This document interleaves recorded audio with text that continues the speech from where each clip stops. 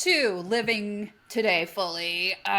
We are here again. Ask us anything. And today, Katie, we have I think the conversation in Slack when I shared this with you and Todd, our producer, the emoji reaction to this question was a flame, two Mhm. flames. So it's on fire. And our producer's response, Todd, was, "Ooh, that's heady." Okay, so we're gonna get into it because we love it. We start maybe with heady and then we break it down. But this comes from a communications executive in Chicago. I did ask how they wanted to be identified, and they really kind of just wanted to stick with that. So Fair. I love how I'm like foregrounding that it's a big question. Here we go. He asks, why is loyalty from a company, an organization so sought after in a candidate, but then not exercised by the culture at a company? Mm, Is there value in protecting yourself in the toxic work culture from the start? Or will you always be viewed as combative because you won't play along with office politics? I mean, I feel like reading that out loud. I'm like, I need to read it again. There's so much so there. much there. But do how do you want to start? What would you Yeah. do if this were a coaching client? Like, yeah. It's so interesting. The word toxic gets thrown around so much. And for better or for worse, correctly or incorrectly, definitely something I hear probably once a coaching session, if not more. And I think, there are global things that are really toxic in work environments. And we generally have legal, what's the word I'm looking for? Consequences, Yeah, ramifications. legal ramifications when those Mm-hmm. kinds of toxic behaviors Yeah, are you're occurring. protected by You're something. protected. Yeah. Discrimination, harassment, hostile work environment. So Mm-hmm. globally, there are a set of toxic behaviors that are employees are able to hold companies accountable. Most toxic behaviors within a workplace are far less overt. And what is toxic for me, Katie, might be different than what causes you to feel toxicity within an environment, or Christine or Allison. And so when I hear this, part of what comes up for me is what are the company values and behaviors that are misaligned with this communication executive? Because my guess is it's not a great fit for them, but it could be for somebody else. And so that's my initial thought. What Yeah. about you? Ooh, I keyed in on this on two words: toxic Mm-hmm. and loyalty. Mm-hmm. And I have so many questions for it's just like this will either annoy people or affirm that, like, the truth of it is, like, we're here to give advice, and so much of the advice that you and I would give would depend on so many things about this person, but we Correct. respect your anonymity, and therefore, so toxic for sure. I had the same reaction. Um, and what you were saying earlier, that there's a clear delineation of what happens next when someone is harassed at work, or there should be, Mm-hmm. right? But that this other stuff feeling toxic, what came up for me was, what is the boundary that this person has Mm-hmm. that isn't being Respected. respected? Yeah. And what is intolerable to this person in this environment? And I completely agree with what you said. I had the exact same response in thinking about the advice of, like, a part of me wants to get into this person's work history and, like, how did you decide to join this organization? Yeah. If in fact the organization is problematic for you, how can your next move be one where you are screening for the things that are really important to you. Because look, you and I both know this too. You can get into a job and be like, it's going to be great. I screened for it. And then shit happens and it isn't great. Right. So even I want to be really careful not to say, I would never say this, but like you saw it coming, keep your eyes wide open, stay alert. It's like that's not how life works. You sometimes you can and sometimes you can't. So what something in this question really, I think what's behind it is like this person doesn't feel safe Mm-hmm. at work. Whose fault is that? I mean, wouldn't it be great if we could be like the employers? Maybe maybe it's also, no one's fault. Right? Yeah, and and fault and blame don't help us to resolve the issue, right? Because this person isn't going to be able to change the culture of their current workplace. No individual can Right. make that happen. Truthfully, I know a lot of times people say culture comes from the top, it comes from the C-suite. Even if the C-suiters are championing it, it might not take hold. There has to be buy-in across the board. So for me, what comes up, and it was the same thing you were saying, like we can screen for it. I mean, we can attentionally evaluate based on questions that are meaningful to us. But that also requires that we're getting a truthful, authentic, genuine response from the prospective employer. And so the three questions, some variation on this that I encourage my clients to ask when they're trying to assess for culture is the first question is what gets rewarded here? What values get rewarded? What behaviors get Mm, rewarded? And being able to say to yourself honestly, yeah, that is a value of mine and I behave in congruence with that. Therefore, I can see myself someone who gets rewarded here. The second question is what gets punished mm, here? I can remember being down at the University of Texas at Austin, that is deeply steeped in tradition. And mm, anytime I came forth with an idea or an innovation, it was punished because it was viewed as a slap in the face by the culture that was saying there's nothing to change here, we're pretty perfect. But I couldn't understand why are we so quick to dismiss ideas and innovations and creativity. It was just a misalignment in values. And then the third question being what goes unnoticed here? If mm, you're a person who needs recognition for particular things and there are behaviors and practices that go unnoticed or aren't appreciated, that's something to be on the lookout for too. One of the things that I loved doing when I worked in higher education was presenting at conferences. And there is great benefit to me. I always thought there was great benefit to the institution I was at, but not every place I worked held that up as something to get rewarded or punished. It mm, just went unnoticed, which sometimes is even more hurtful or toxic for an individual, depending on what that thing that goes unnoticed is. And mm, so those three questions can be really helpful if you are self aware and clear with who you are and what you want. mm. That to me really speaks to, okay, listener, we hear you. We're gonna, I think now, I want us to tackle like, what do you do now in the current environment?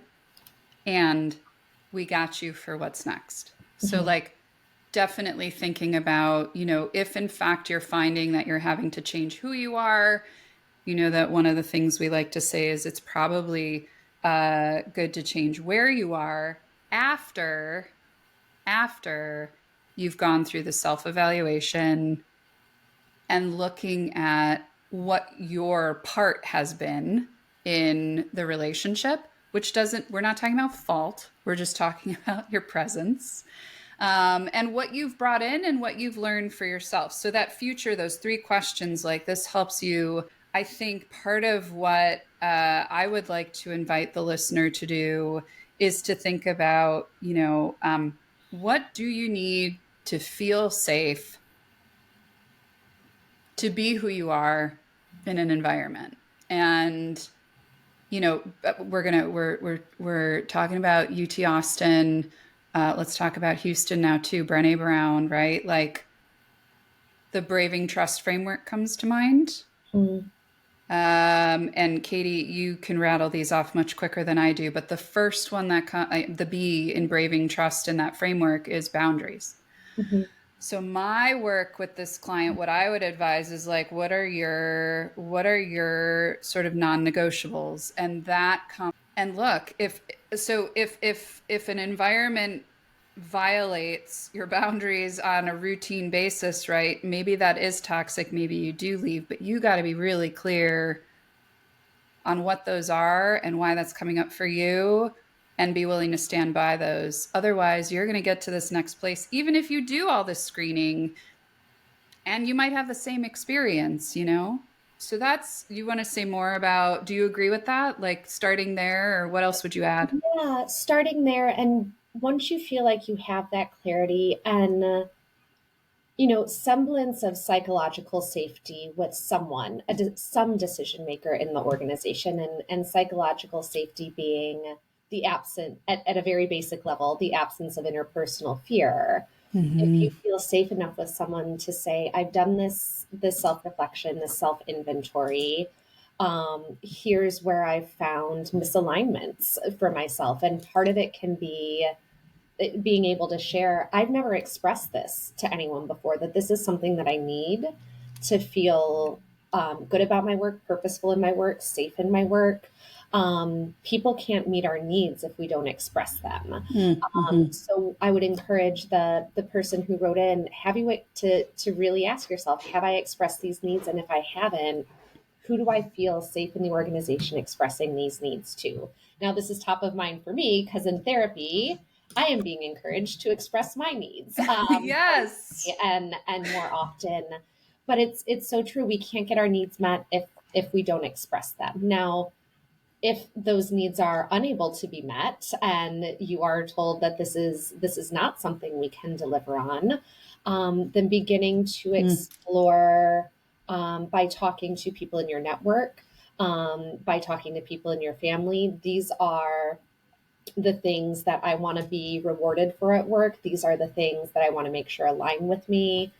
Who do you know that works at companies like this? Also, when you go on LinkedIn or your job search board of choice, instead of typing in the role that you want, typing in the qualities of a culture that you want, and just starting to make a list of what are the companies that pop when I type in the words courage, learning, and justice. Those are my three core values. What Mm-hmm. companies pop up, and those then can be places that I start looking at for future opportunities. I am much more future focused than present focused today. I don't know if that's helpful to this listener.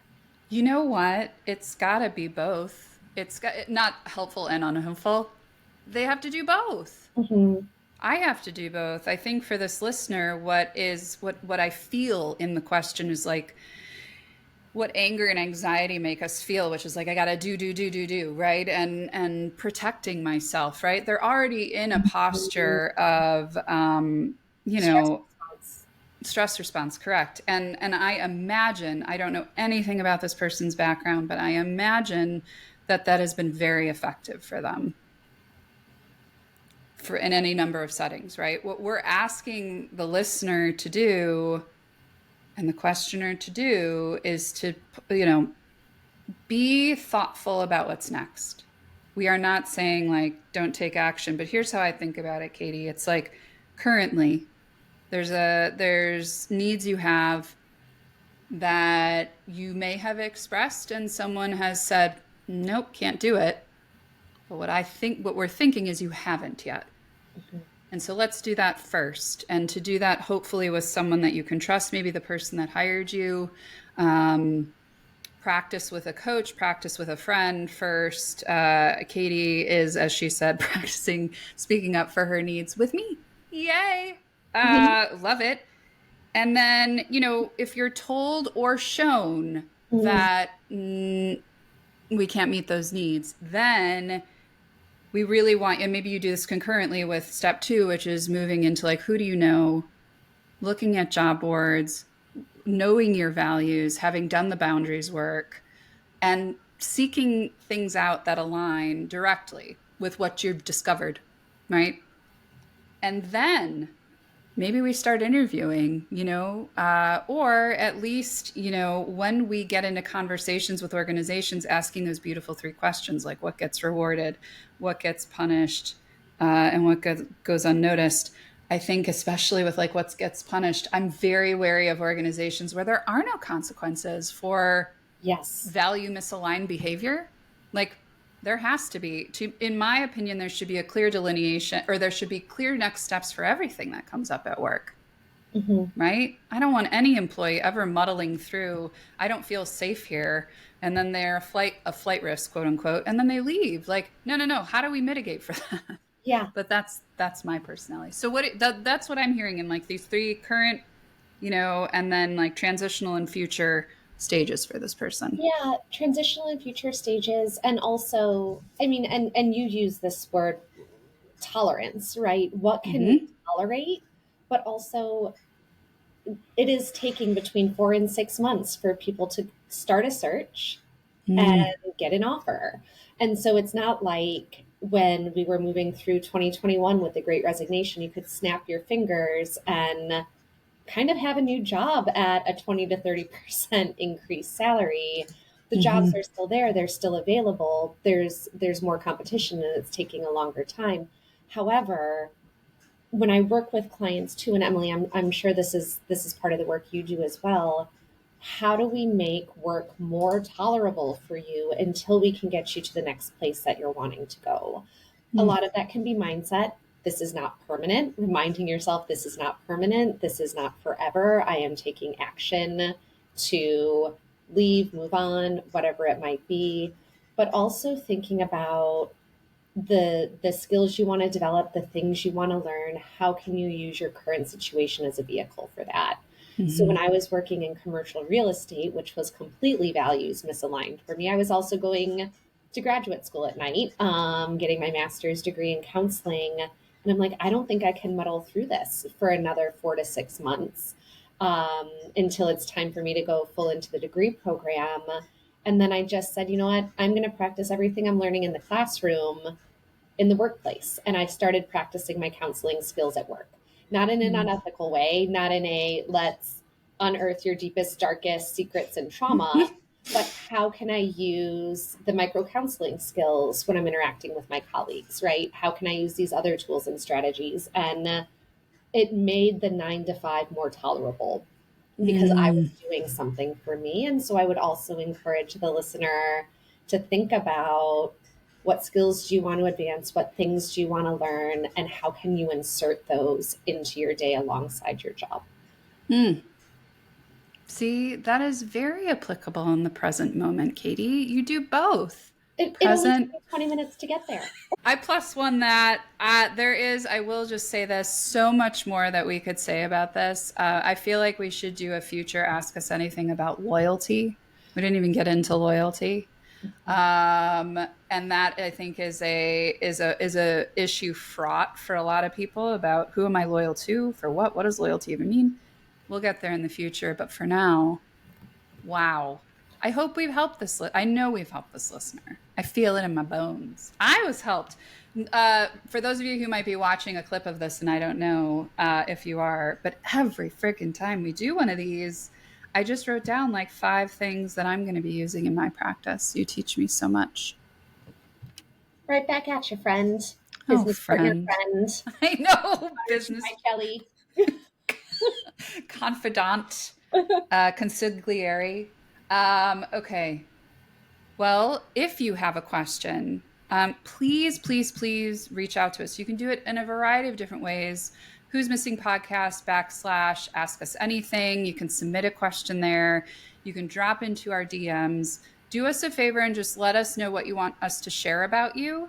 It is really helpful to give folks some context, and it is helpful for us in giving advice. We talk a lot about systems, Katie and I, and we're really committed to addressing systemic isms.